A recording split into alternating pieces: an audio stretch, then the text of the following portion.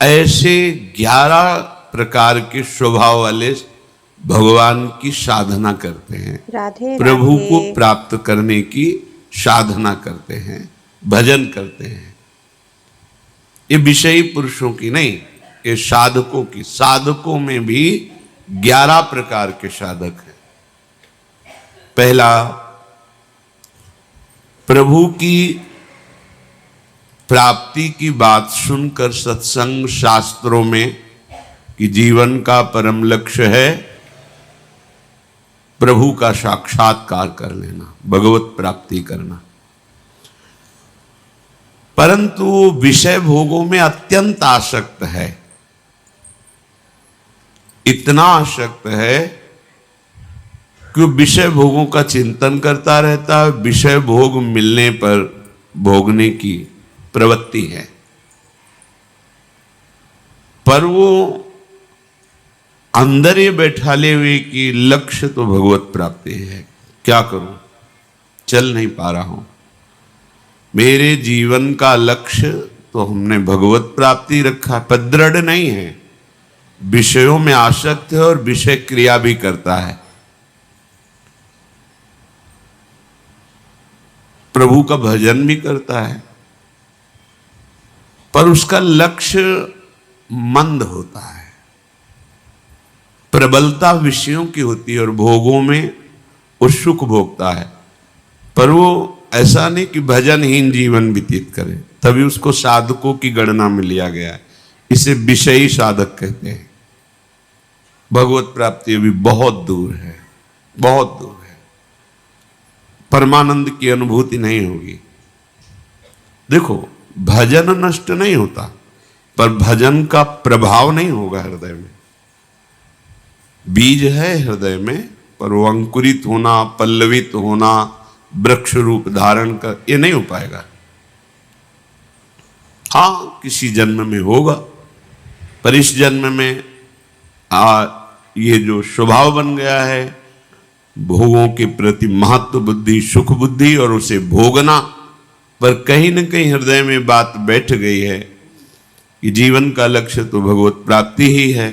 इसलिए कुछ भजन भी करता है, पर उसे भगवदानंद की अनुभूति नहीं होगी और भजन का प्रभाव प्रकट नहीं होगा।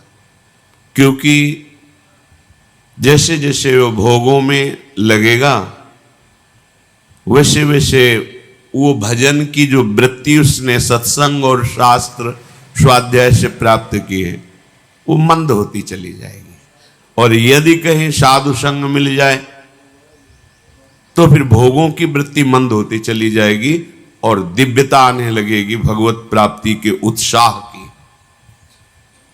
दूसरा साधक, वो विषय भोग और भगवान दोनों को बराबर रखता है। पहला साधक जो वर्णन हुआ, वो भगवत प्राप्ति की चाह तो करता है, पर विषय भोग प्रधान है। दूसरा जो साधक है, वो भजन भी नहीं छोड़ सकता और विषयों को भी नहीं छोड़ सकता। लगभग लगभग दूसरे में अधिकता पाई जाती है कि वो बैलेंस बना के चलना चाहता है कि ज्यादा जलन भी ना हो और भजन भी होता है। जब जो इंद्रियों ने मांग की, मन ने मांग की, वैसे ही भोग क्रिया की और भजन भी। बहुत समय लगेगा, समय बहुत लगेगा, रंग नहीं आएगा, अभी रंग नहीं आएगा भजन का। तीसरा साधक भगवान की प्राप्ति चाहता है, पर साधन में तत्परता न होने के कारण त्याग का उत्साह है, पर त्याग नहीं कर पा रहा। यहां भोगों की प्रधानता नहीं है, यहां भोगों और प्रभु बराबर नहीं है। वो प्रभु को चाहता है प्राप्त करना, पर साधन में तत्परता ना, जो गुरु प्रदत्त साधन है उसमें प्रमाद होने के कारण जो त्याग का उत्साह है वो त्याग कर नहीं पा रहा। करना चाहता है, नहीं नहीं, पर वो निकल नहीं पा रहा है। कारण साधन में तत्परता नहीं। तत्परता जैसी आज्ञा चाहे हुई है वैसे ही करना चाहिए, वो नहीं कर पा रहा है, अर्थात प्रमाद स्थिति। अगर प्रमाद स्थिति रहेगी तो साधन में तत्परता नहीं होगी। तत्परता का मतलब होता है उत्साह पूर्वक जो आज्ञा हुई उसमें दृढ़ता पूर्वक लग जाना। अब उसमें कोई विचार करने की जरूरत नहीं, जैसी आज्ञा वैसा जीवन। अब त्याग करने की जो बात है उसमें उत्साह भी है और बल भी है, और वो त्याग देगा, आगे बढ़ जाएगा। पर ये जो तीसरे स्वभाव का साधक है वो साधन में तत्परता ना होने के कारण त्याग किसको करना ये भी जानता है, त्याग का उत्साह भी करता है, पर वो त्याग नहीं पाता है। समय लगेगा। सत्संग साधन करते करते जब ये तत्परता आने लगेगी तब वो विषयों का त्याग कर देगा। चौथा, प्रभु को चाहता है, प्रभु से मिलूं, साधन भी करता है पर बहुत जल्दी ऊब जाता है। इतने दिन हो गए, कोई लाभ तो मिला नहीं, आनंद तो मिला नहीं, भगवान तो मिले नहीं, और मन भी बहुत जला रहा है भोगों के लिए। क्या करूं, भाग जाऊं क्या, छोड़ दूं क्या?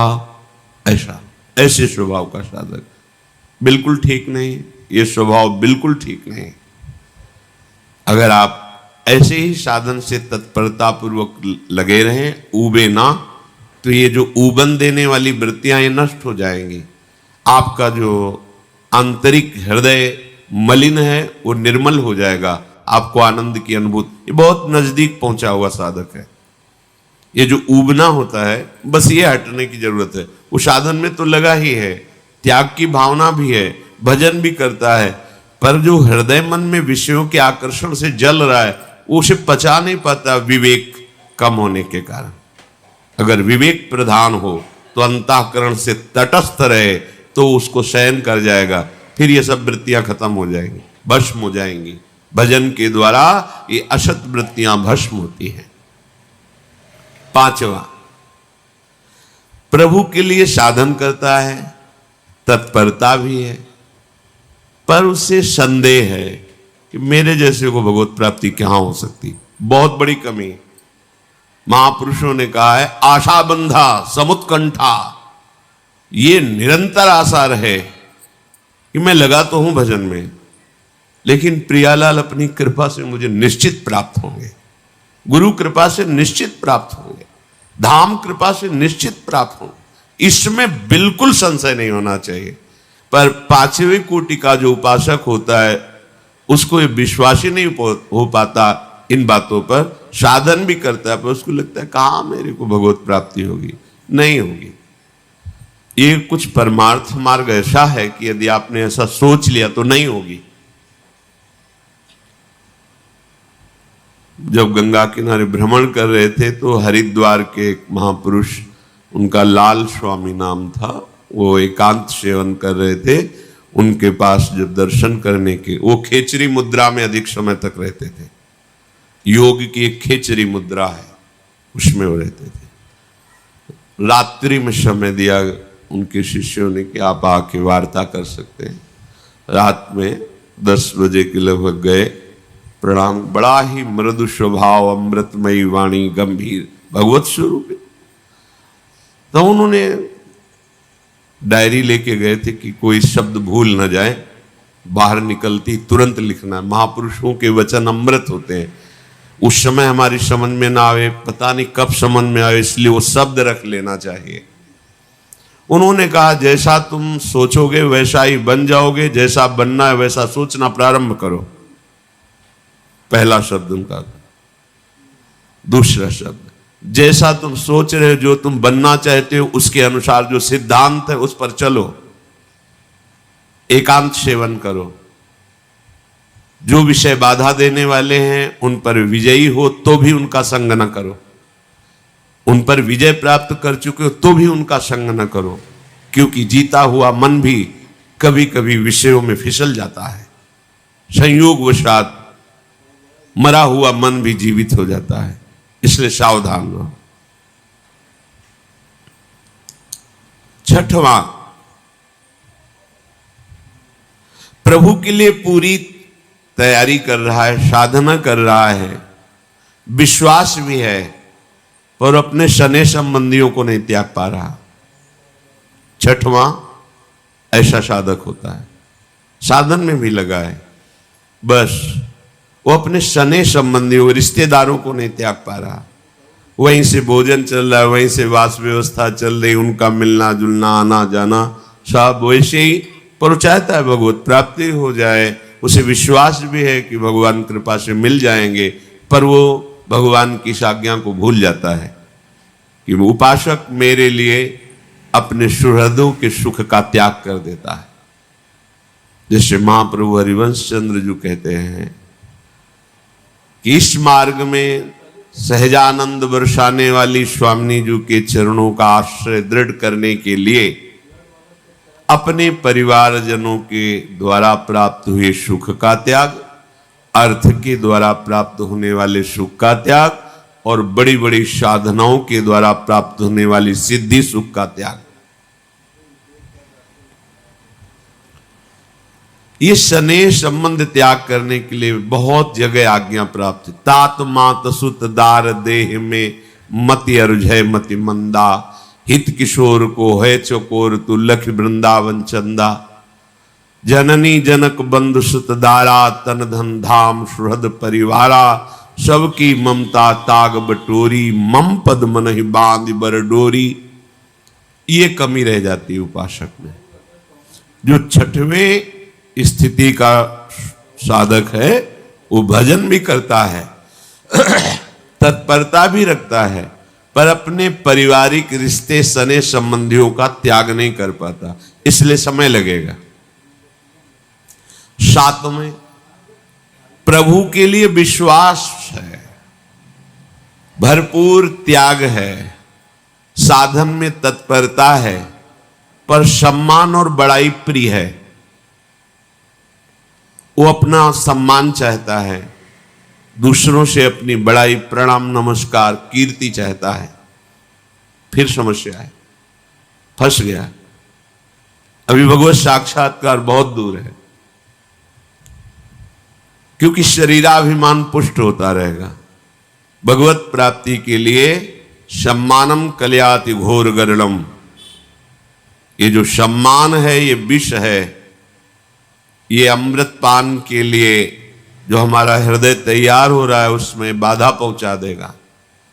जब कोई अपने को प्रणाम करे तो तत्काल भगवत भावना कीजिए, प्रभु क्या लीला कर रहे हो, अंदर ही मन में सोचकर मानसिक प्रणाम कीजिए।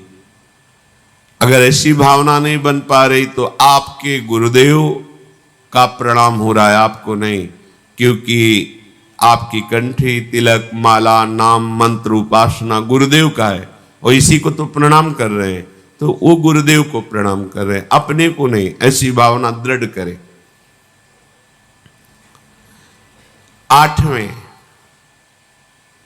प्रभु पर विश्वास है, त्याग की भावना प्रबल है, पर वो अपने गुरु प्रदत्त मार्ग में चलता नहीं, बदलता रहता है, अपनी वृत्तियां बदलता है, कभी ये कभी वो कभी ऐसे। गुरु प्रदत्त, अब भी भगवत प्राप्ति में अंतराय है। प्रभु पर विश्वास है, त्याग भी है, पर वो गुरु प्रदत्त उपासना में दृढ़ नहीं, बार बार मन बदलता रहे, कभी ये पढ़ा कभी वो पढ़ा, कभी ये अनुष्ठान कभी वैसे चला, ऐसा नहीं। सांगो पांग उपासना, गुरु प्रदत्त नाम, गुरु प्रदत्त मंत्र, गुरु प्रदत्त कंत अर्थात इष्ट, गुरु प्रदत्त ग्रंथ, एक सांगो पांग उपासना में मन को समाहित कर दिया, बात बन गई। नवा, प्रभु पर विश्वास है, त्याग है, साधन में तत्परता है, पर लक्ष्य दृढ़ नहीं कर पा रहा। हम श्यामा श्याम के श्री चरणारविंद के निज सेवक हैं, हरिवंश बलिदास रसिक अनन्य शान बजायो एक श्याम श्यामा पद प्रीति। बस श्री हरिवंश चरण निज सेवक बिचले नहीं, छाणी रस रीत। चाहे लाभ आवे चाहे हानि आवे, अब तो बेल फैल गई जाने सब कोई। बस दृढ़ निष्ठा, मन क्रम वचन त्रिशुद्ध सकल मत, हम श्री हित हरिवंश उपासी। दृढ़ता, लक्ष्य की दृढ़ता। विभिन्न प्रकार के भगवान की उपासना पद्धतियां हैं, बहुत से भगवान के लीला अवतार हैं, बहुत से भगवान के नाम हैं, ऐसे ही भक्त हैं, सब वंदनीय हैं। पर हमें प्रियाजू ने जिस मार्ग में चयन किया है, हम तो जानते भी नहीं थे मार्ग, इस मार्ग को प्रियाजू ने चयन किया है, प्रियाजू ने अपने चरणों की शरण दी है, प्रियाजू ने हमें मार्ग दिया। अब हमको अपनी मनमानी नहीं करनी। अब जो कहें करें हम सोई, आयस लिए चले निज दासी, मन क्रम वचन त्रिशुद्ध सकल मत, हम श्री हित हरिवंश उपासी। दृढ़ता, ये मनमानी आचरण करने वाले कृपा की अवहेलना करते हुए दिखाई देता है, दुर्गति दिखाई देती है, पर पकड़ नहीं सकते। क्यों?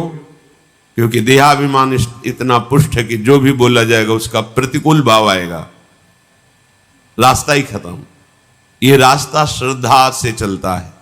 प्रथम हृदय श्रद्धा जो करे, हमारी बात पर श्रद्धा, हमारे उपदेश पर श्रद्धा, दिए गए भजन सिद्धांत पर श्रद्धा, मार्ग पुष्ट है, चले जाओ, गिरोगे नहीं, हर समय गोद में रहोगे। पर वो देहाभिमानी अपनी मनमानी आचरण करने के कारण वो लक्ष्य में दृढ़ नहीं हो पाता है। 10वां,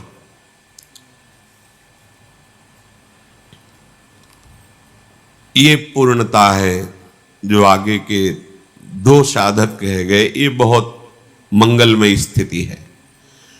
प्रभु की प्राप्ति की चाह नहीं, असह वेदना, क्षण भर के लिए भी प्रभु का विस्मरण नहीं, प्राण देने के लिए तैयार है।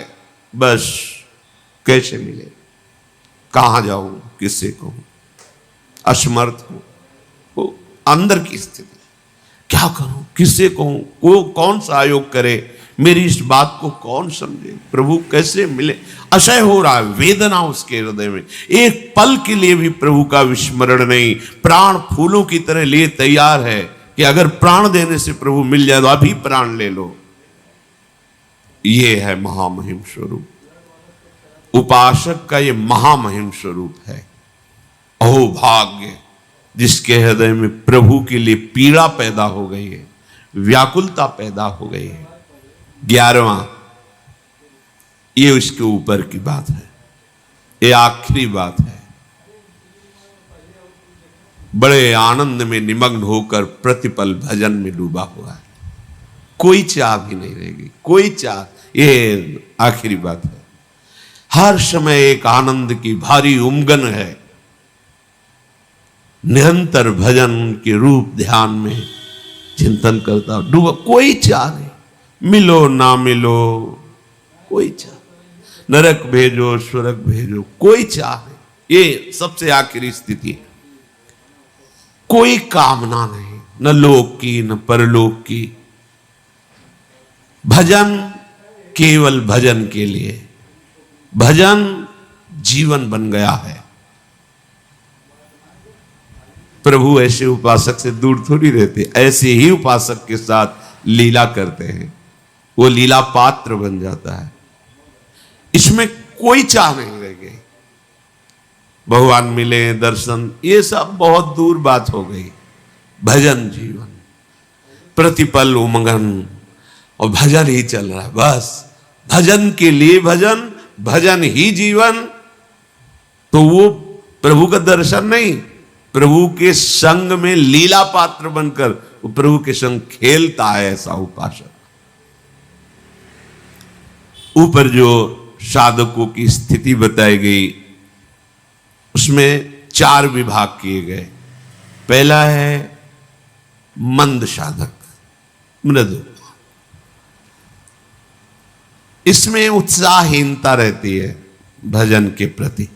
जो मंद साधक वो प्रतिभाहीन होता है, कांतिवान नहीं है, प्रसन्नता नहीं, ये कैसे बुझा हुआ सा जीवन। गुरु के वचनों में तर्क वितर्क करके अपनी बुद्धि के अनुसार चलने की चेष्टा है मंद साधक। जैसी आज्ञा वैसा नहीं, उसमें अपनी मनमानी लगा लेना।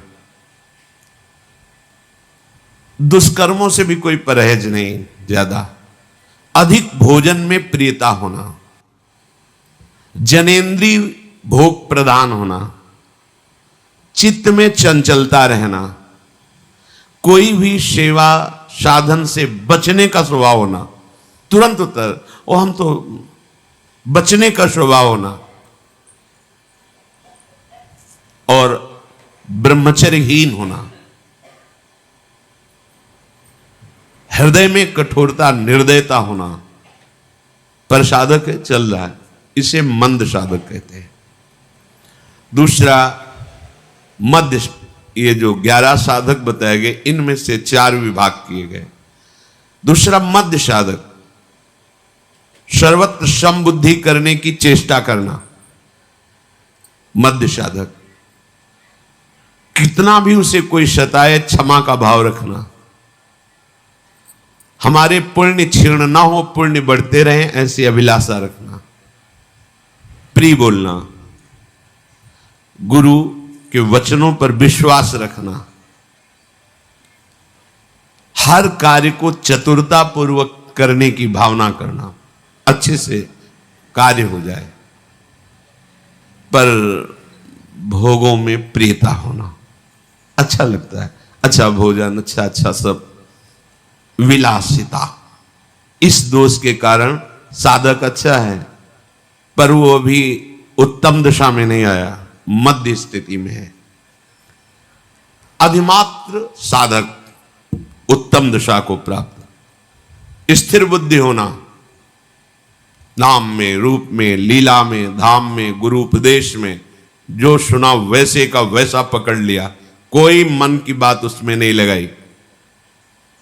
मनोलय साधन में लगना। मनोलय कहते हैं जैसे हम नाम जप कर रहे हैं और मन भाग रहा है, दुनिया का चिंतन, दुनिया की बातें, ये नहीं, वो मनोलय। जो नाम जप रहा है तो नाम में ही डूब गया, सब भूल जाता है। जैसे मंत्राकार वृत्ति एकदम चल रही, फिर खोजने में भी कोई बात नहीं आएगी, क्योंकि खोजने वाला तो मंत्र में लगा हुआ है। ये लय के प्राप्त हो रहा है, सब विस्मृत होता जा रहा है, केवल मंत्र सामने है। लय को प्राप्त, ना मनोराज्य हो रहा है, ना कोई अन्य चिंतन हो रहा है, उसी में लय हो रहा है, मन उसी में डूब रहा है।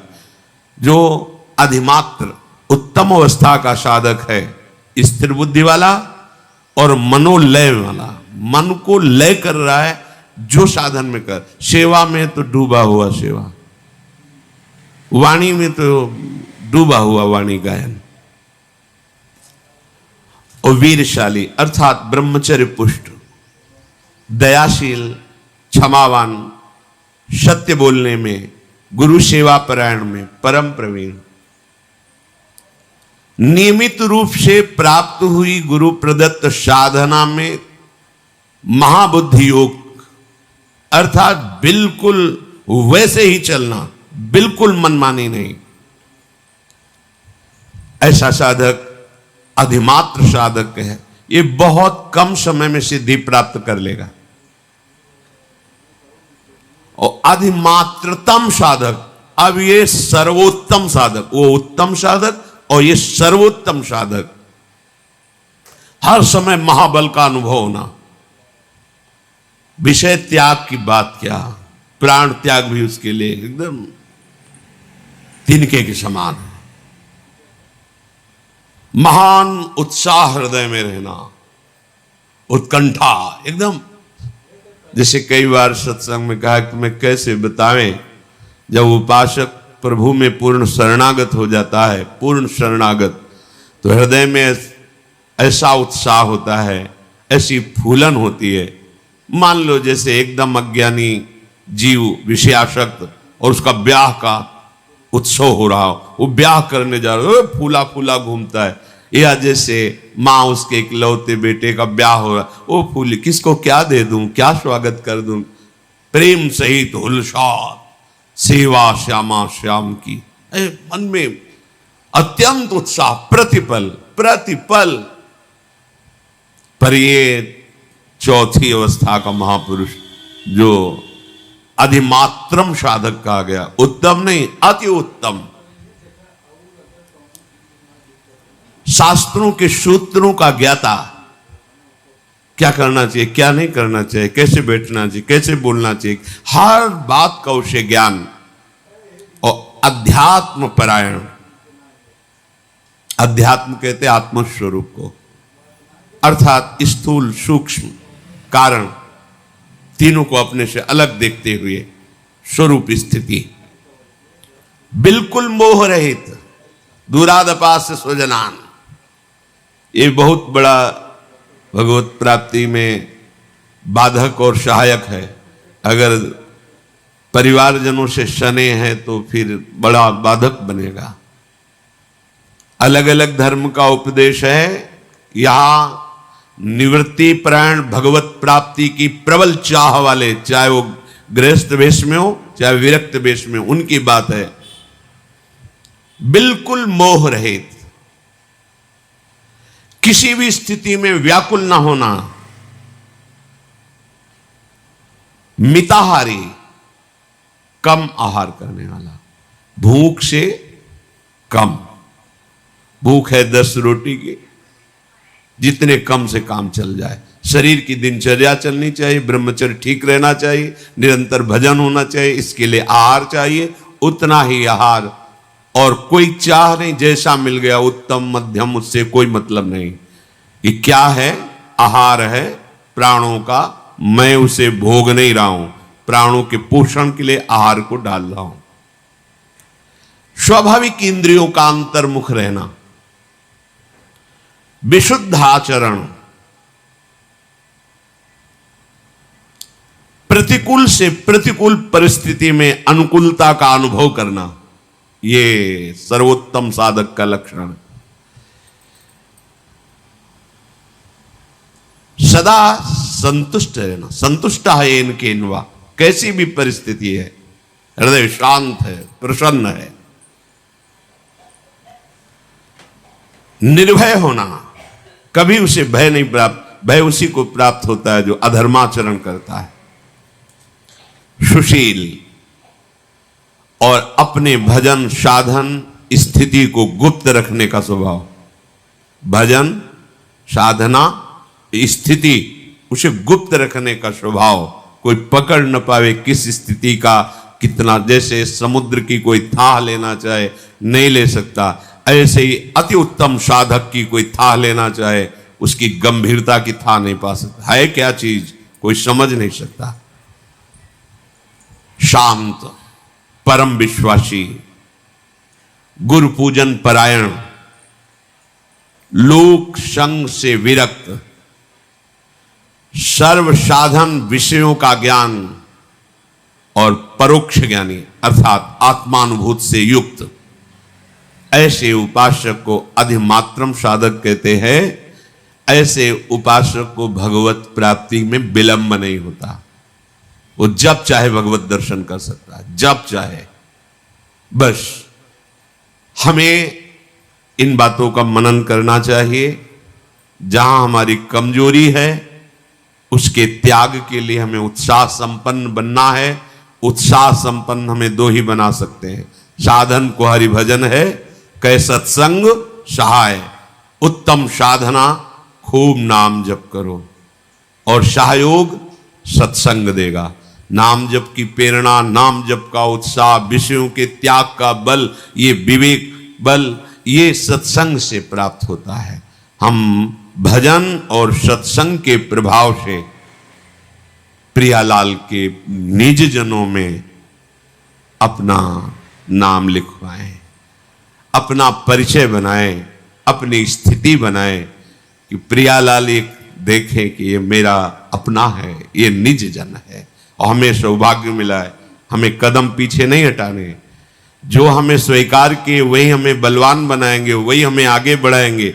हम उत्साहहीन होकर विषयों में गिरे ना, अनुकूलता के गुलाम न बने। भारी से भारी प्रतिकूलता में भी हमें अनुकूलता दिखाई दे। मेरे प्रीतम का कोई गूढ़ रहस्यमय चरित्र है ये, जो मुझे उठाने के लिए पक्का पक्का। एक बार हम बहुत अंदर से होता है, कई ऐसी परिस्थितियां आती हैं कि साधक ऐसा अनुभव करता है कि मैं असमर्थ हो रहा हूं। व्याधियां, कहीं किसी भी तरह की कोई व्यवस्था नहीं, कहीं कोई बोलने वाला नहीं, एकदम निराशा ही निराशा। ना औषधि है, ना कोई सहयोगी है, न। तो पूज्य मामा जी महाराज बक्सर वाले पधारे हुए थे, उनका संयोग प्राप्त हुआ। तो बहुत ही निर्मल संत, वैष्णव जनों के द्वारा ही पता चलता है कि वैष्णव महिमा क्या होती है।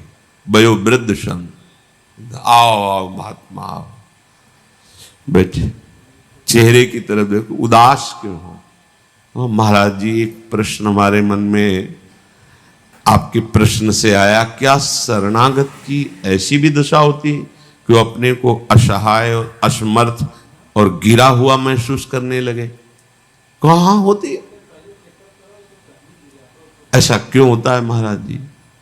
तो उनका फुटबॉल के वो हाथ, खिलाड़ी के हाथ का फुटबॉल है, फुटबॉल को नीचे पटका गया है, पर वो नीचे टिकेगा नहीं। वो नीचे से जो ही ऊपर उठा तो ऐसी मार लगेगी कि वो लक्ष्य में आपको कैसे बताएं, हृदय नाच पड़ा हृदय, एकदम हृदय आनंद से प्रफुल्लित हो गया।